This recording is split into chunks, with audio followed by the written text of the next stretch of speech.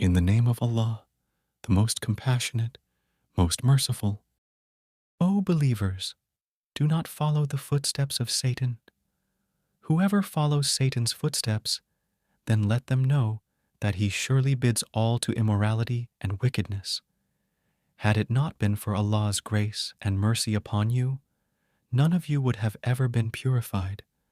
But Allah purifies whoever He wills, and Allah is all-hearing, all-knowing. Do not let the people of virtue and affluence among you swear to suspend donations to their relatives, the needy and the emigrants in the cause of Allah. Let them pardon and forgive. Do you not love to be forgiven by Allah?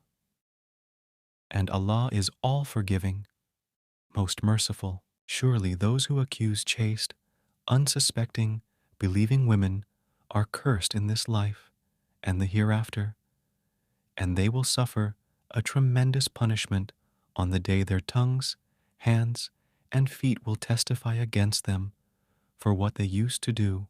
On that day, Allah will give them their just penalty in full, and they will come to know that Allah alone is the ultimate truth. Wicked women are for wicked men, and wicked men are for wicked women, and virtuous women are for virtuous men, and virtuous men are for virtuous women.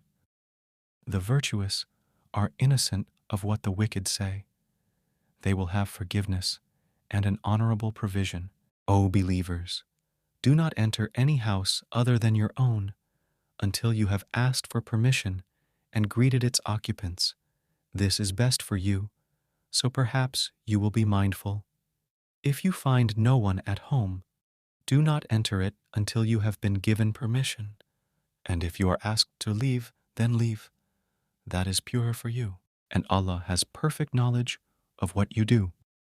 There is no blame on you if you enter public places where there is something of benefit for you, and Allah knows what you reveal and what you conceal.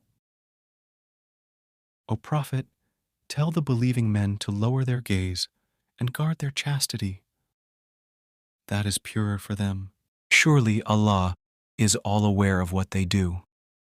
And tell the believing women to lower their gaze and guard their chastity, and not to reveal their adornments, except what normally appears. Let them draw their veils over their chests and not reveal their hidden adornments, except to their husbands, their fathers-in-law, their sons, their stepsons, their brothers' sons or sisters' sons, their fellow women, those bondwomen in their possession, male attendants with no desire, or children who are still unaware of women's nakedness.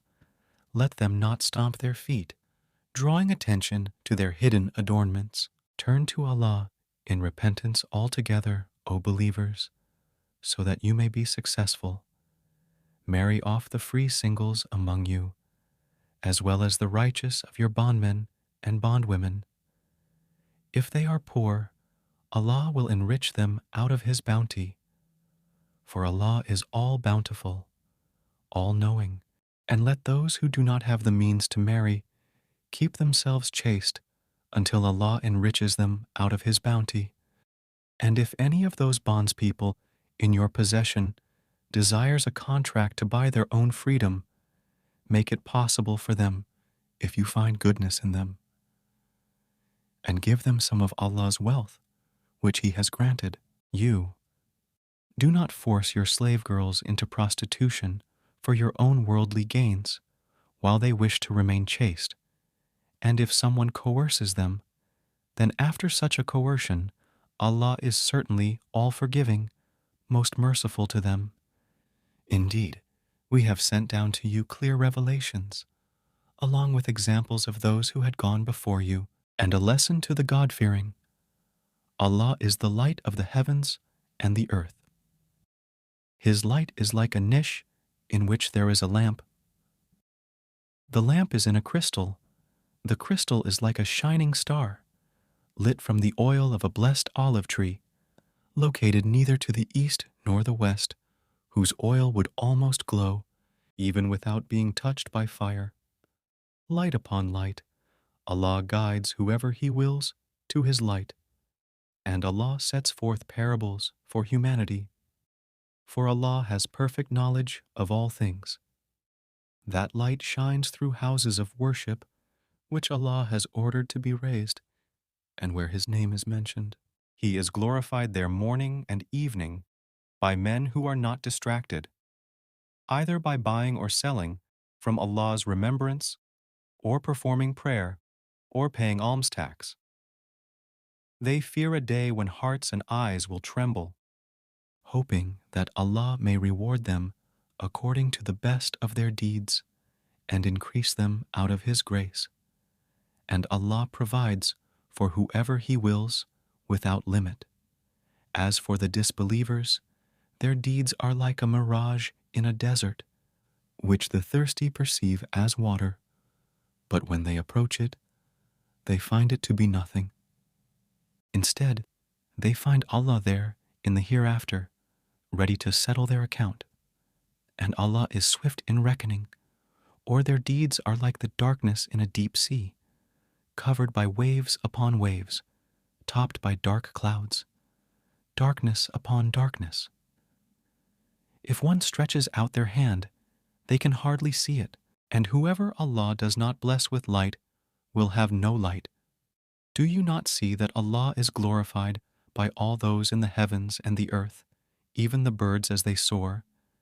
Each instinctively knows their manner of prayer and glorification, and Allah has perfect knowledge of all they do. To Allah alone belongs the kingdom of the heavens and the earth, and to Allah is the final return. Do you not see that Allah gently drives the clouds, then joins them together, piling them up into masses, from which you see raindrops come forth? And He sends down from the sky mountains of clouds loaded with hail, pouring it on whoever He wills, and averting it from whoever He wills.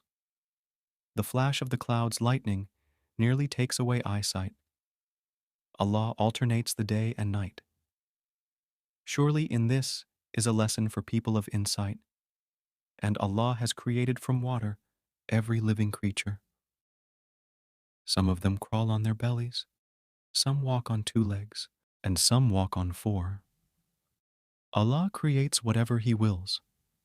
Surely Allah is most capable of everything. We have indeed sent down revelations clarifying the truth.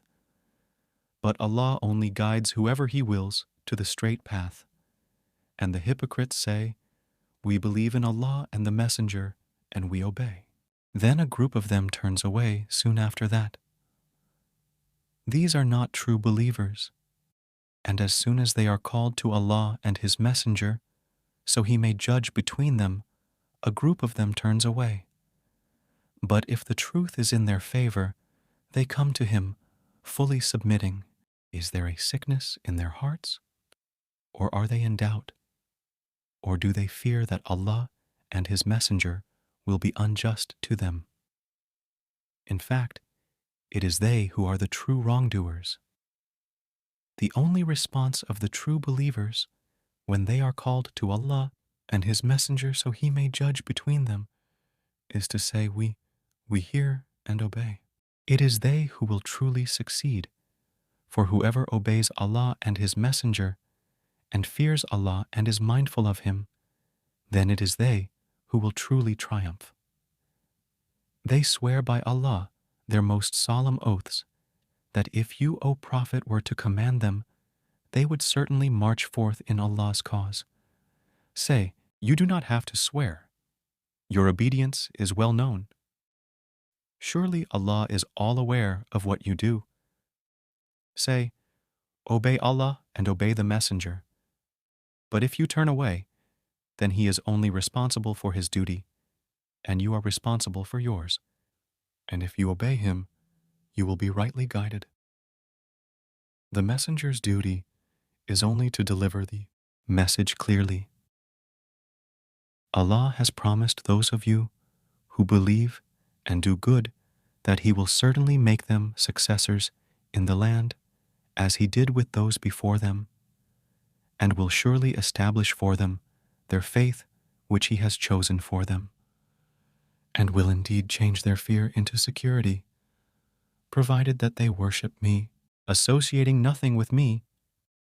But whoever disbelieves after this promise, it is they who will be the rebellious.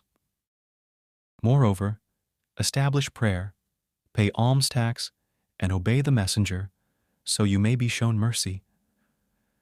Do not think, O Prophet, that the disbelievers can escape in the land. The fire will be their home. Indeed, what an evil destination, O believers! Let those bondspeople in your possession, and those of you who are still under age, ask for your permission to come in at 3 times. Before dawn prayer, when you take off your outer clothes at noon, and after the late evening prayer. These are 3 times of privacy for you. Other than these times, there is no blame on you or them to move freely, attending to one another.